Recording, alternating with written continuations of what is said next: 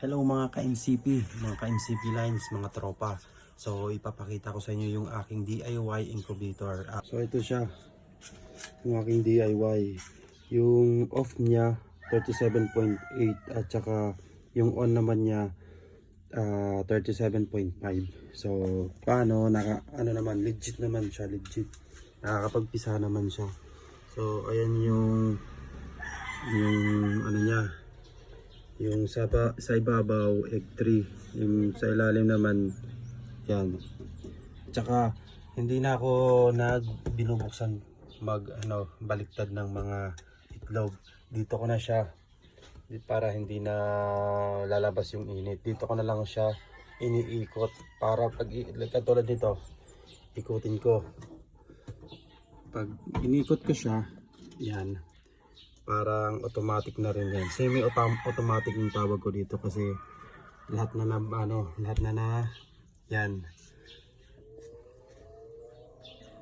Yan po. Ano pala, yung on niya 37.3 pala, hindi 0.5.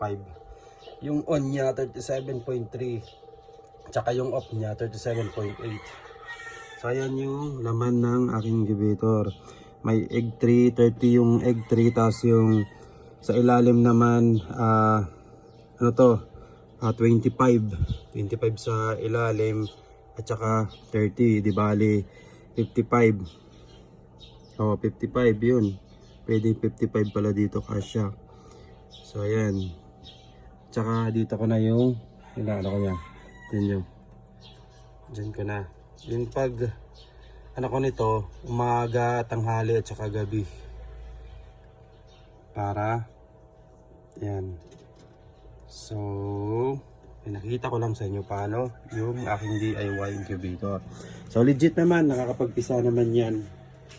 So nandun yung aking mga napapisa niyan sa malaki na national born, mga 1 month old na.